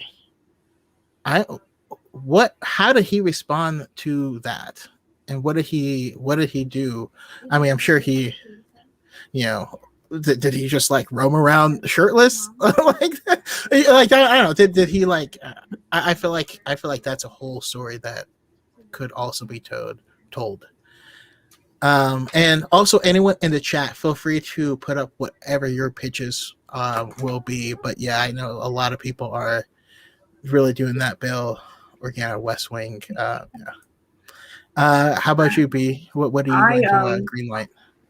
Well, I've talked about this on my own podcast a lot, but like I literally on my private Tumblr, I may like do a series on TikTok talking about my treatment of like I call it the episode X show, because I do feel like I personally feel like the Skywalker story ended too abruptly, and in my opinion.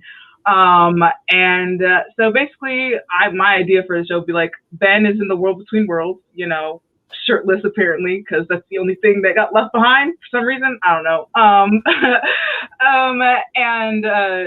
And like I said this too. I want Rey's villain origin story. I'm like at the end of the Rise of Skywalker, I was looking at like she looks like she is about. I thought she was about to kill that old lady at the end of this movie. Like, this is a weird way to end this movie. Like I was convinced. Like that's what it. Like I'm like, this is like she's giving me some weird energy here. Like I don't know. Like I said that she looked like she was like 5 seconds away from making her own Westview on Tatooine. And I'm like, that she has a villain origin story. Like, props to her for staying on the light side, but I think it'd be cool to see full dark Rey and have a force sensitive Finn be like, we have to go get your boyfriend because I think he's the only one who could bring you back from the light. So that would be like my pitch for a TV show that sort of deals with that journey, but also like Poe and Rose trying to deal with the galaxy, because the First Order is still out there at the end of the Rise of Skywalker. They only destroyed the Final Order. So just seeing those characters have like continue on and like see what they do, because it's not the same conclusion that we get at the end of the original trilogy where you're like, oh, they won, but this is like, wait, but there's a whole bunch of people still out there, and there's a lot of unresolved things emotionally. So that would be like my project, and like make that a TV show, because I feel like TV shows would get more time with characters. And I would also like to see those actors again, even though multiple of them have said they wouldn't come back, but maybe with the right paycheck with enough zeros at the end of it. I don't know. I just love like the thought of Rise of Skywalker and the old lady's like, who are you? And then Rey thinks back to like the person on Pasana who asks, you know, who are you? And she's like, Rey. She's like, who are your people or whatever? And she's like, I don't have any. And I'm just picturing like the later Echo. She's like, who? Rey who? Mind your own goddamn business. And like the lightsaber turns red, and you're like, oh, best twist ending ever. Like, I low key want that. My thought. Okay, so two things, and also I have Levi Bond in the chat, so this is partially for him. Rey Sloane content. We need Rey Sloane content. Talk about girl boss energy. She's especially like after reading first A New Dawn, right? Because she plays a heavy part in that book of, you know, when you're seeing Kanan meet Hera and all that stuff, and then later she is the one that like the chosen one among the Empire to start the First Order. And I think there's some interesting things that could that could be told there. Also, this is also very I guess in line with what B says, but I want a post-sequel show where Rey is show or book. I think I actually prefer books personally, but Rey has already trained Finn, and she's trying to start their own Jedi school. but there is, another dark order that kind of arises and is wreaking havoc. Ray goes to check them out while leaving Finn to tend to school, and Ray gets taken.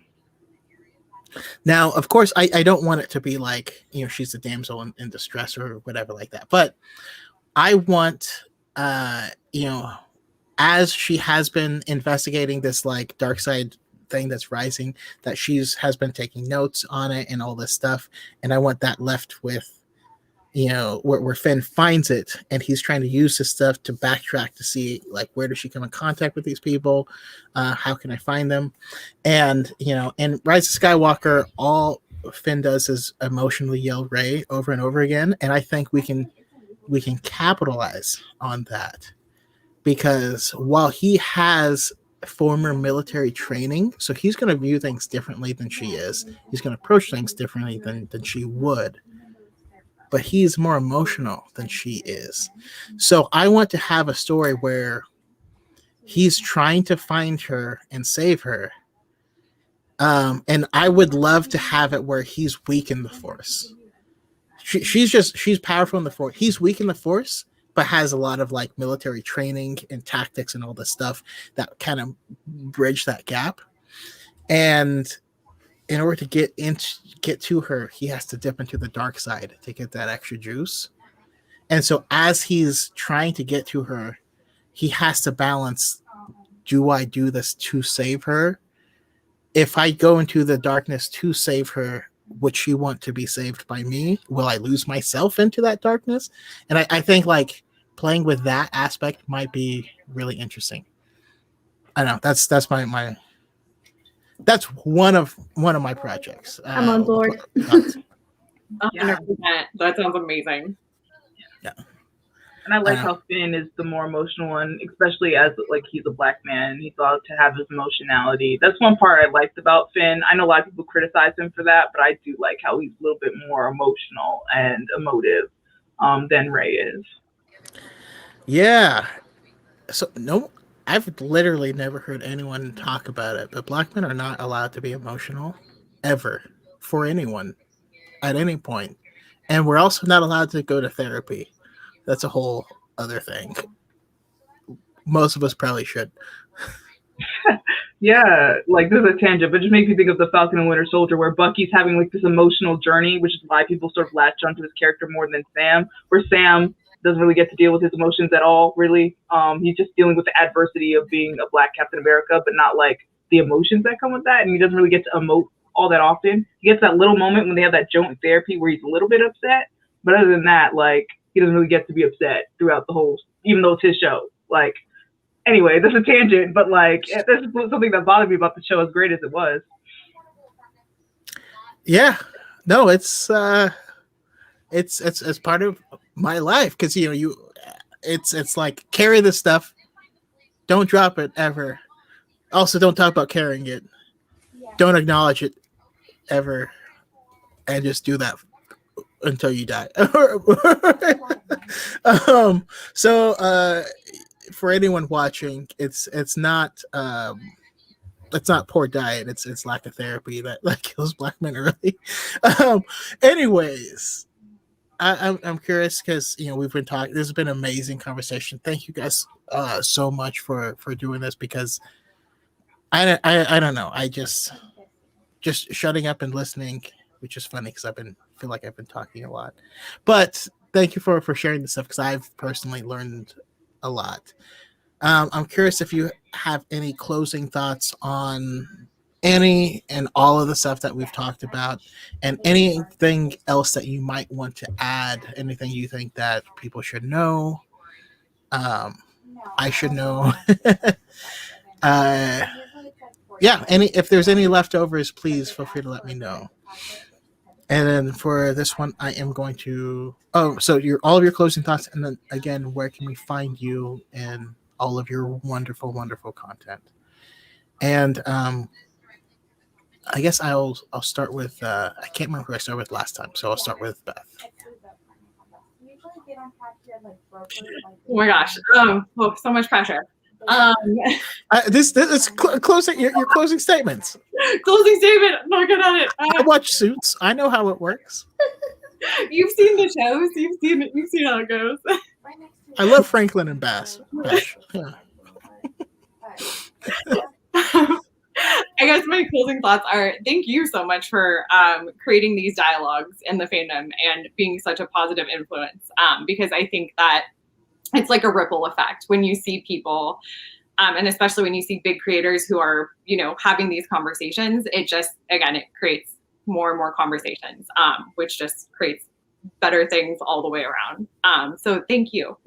Those are my closing thoughts for right now.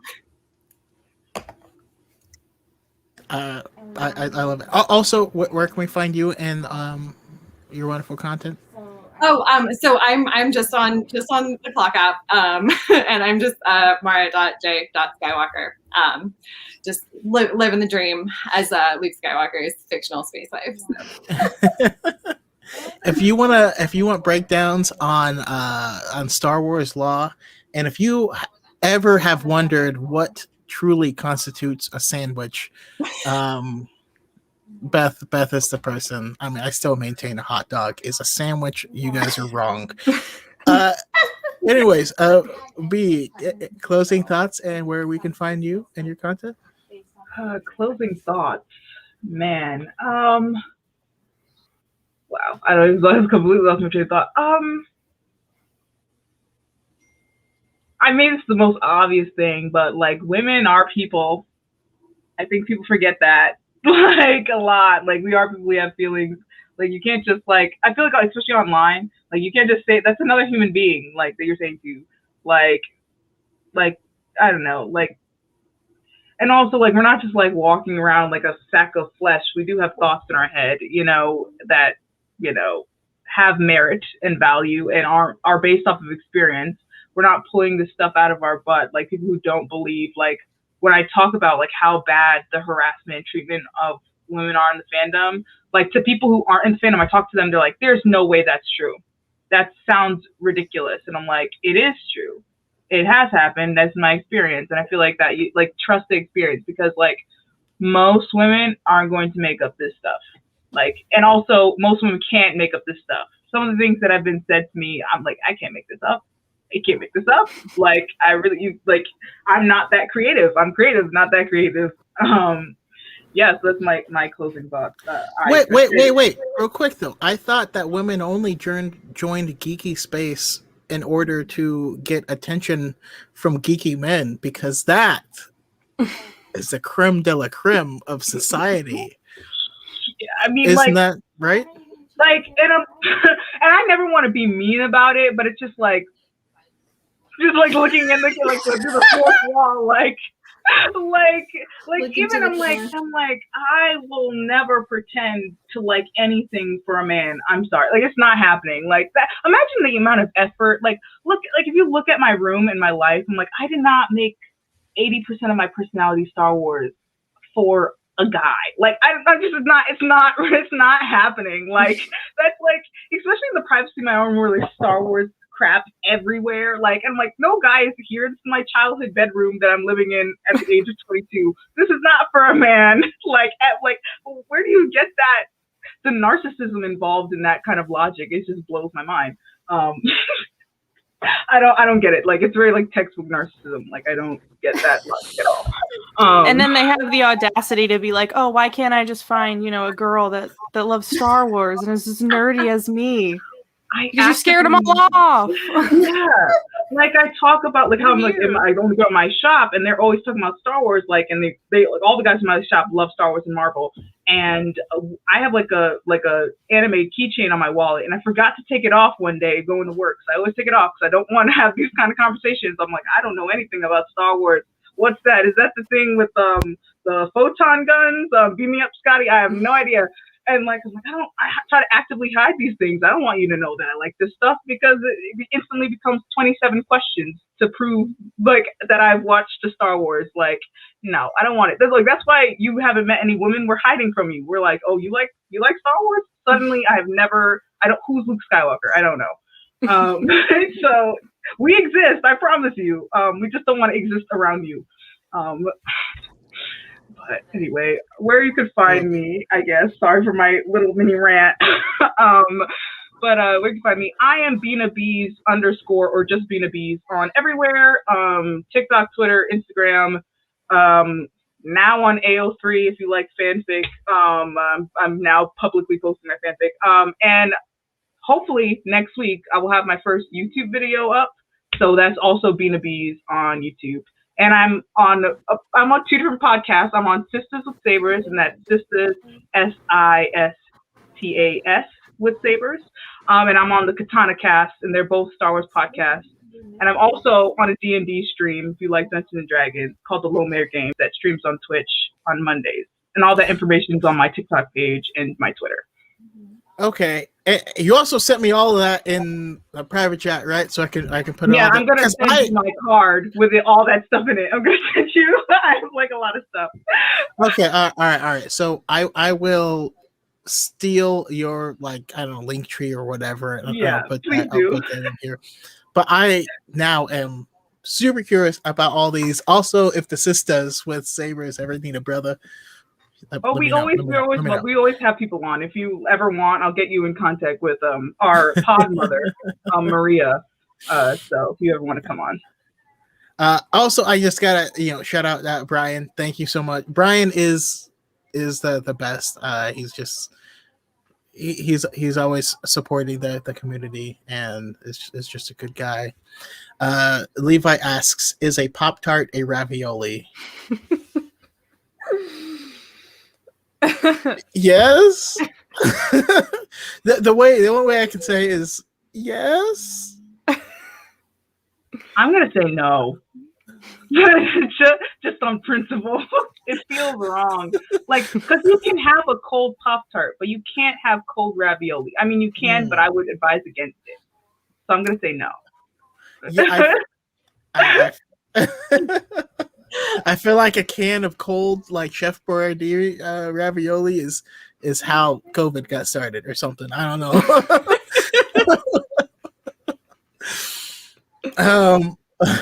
How about you, Brooke? Any closing thoughts, and where can we find you and your amazing stuff, including those beautiful earrings that I see you wearing? Who is that this time? I've got Loki on today. Because, on Wednesdays we wear green now for the next 5 more weeks, 4 more weeks, whatever. Closing thoughts. Someone asked. Closing thoughts. I'm gonna have to cover it. I'm gonna have to make a song. Please do. We were talking a little bit about it earlier about how we deal with all the hate and stuff, and I just want to reiterate how much I am appreciative of this community that we have and that we've built, because I've been reading the chat and it's just so positive compared to other Star Wars creators live streams I've seen, and it's just so refreshing to see the comments, supporting each other and supporting, the people that are all of us that are on here. It's wonderful. I think having a support system is really, really helpful and really great, because I've got all of you guys as my online support system. I post a lot of friends only when I want to respond to a comment, but not respond to it publicly, and just at least shame them to all of my friends. That's very helpful for me. Having a support system is wonderful. My partner will sit and listen to me scream about stupid comments on the internet, and he is also a big Star Wars fan, but he's not on the internet ever. So he can tell me to chill out, and that helps too. But yeah, I'm just very grateful for the community that we have, and I hope that it will continue to blossom. But you can find me. It is bdazzler with an _ b_dazzler on TikTok. I've been trying to be more active on Twitter as well, which is b_dazzler, because apparently I've looked, someone who doesn't use Twitter, has no tweets or profile picture, has that username. I'm very upset on how I can't get that. So if you want to find me there. And then I have an Etsy shop where you can get earrings like mine. Thank you, Element, for plugging it in the chat. It's Far Far Away Factory. Same thing on Instagram if you want to check that out. And yeah. Sorry, I muted my mic. Awesome. If you don't mind, real quick, I actually do want to embarrass you further if I can. Where is it? I know you kind of shared this within the confidence, but it's so beautiful that I have to look at these shoes. Oh yeah, amazing! Those look wonderful. Oh my gosh, I'm jealous. Look. Look. This is the type of custom stuff that you can order on Far Far Away Factory, and I don't know. I'm sorry. I hope that's okay. Jackets blow me away. We always talk like you don't share the videos of a lot of the awesome stuff that you make, and we see the earrings and stuff, but like I don't know. I feel like that's worth sharing. Anyways, I'm trying to get into that more on my TikTok, posting that stuff. But yeah. But thanks. I can't draw for crap, so it blows. It's not possible to me. My mind can't wrap my head around it. But yes, we have Shaylee and closing thoughts, and where can we find you and your amazing content? If there's anything I could say to close, one thing I really want everybody, especially on the topic of like women in Star Wars, when something makes you uncomfortable, like to think about, or like when I bring up sexism or somebody brings up sexism and it makes you uncomfortable, that probably means you have something to learn there. So like, don't shy away from it and don't freak out about it, because like anytime you feel uncomfortable, that means that you have something to learn.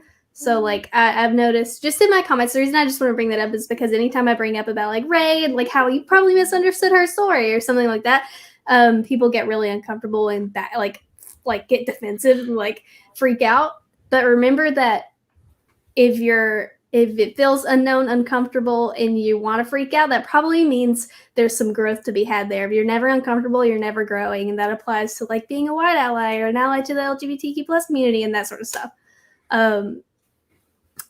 So that would be the one thing I would want everybody to always know, because that's what I've been noticing a lot in my comments.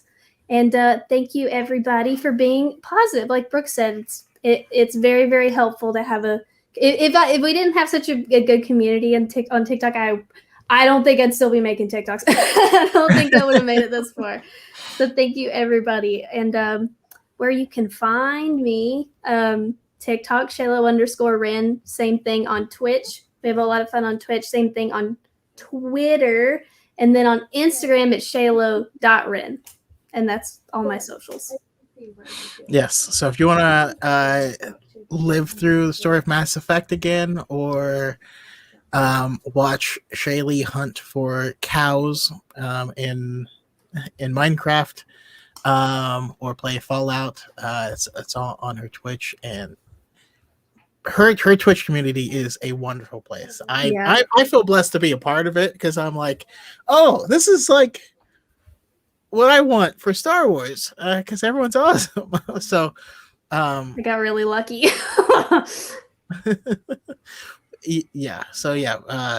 Check out her stuff as well as everyone else here. Thank you guys all so much for coming on. Miranda Lawson is where it's at. This is true. If you choose Ashley, I do not trust you. You're a bad person. On that note, I will go ahead and end. But once again, thank you guys for joining, and thank you our chat for being awesome. And may the Force be with you always.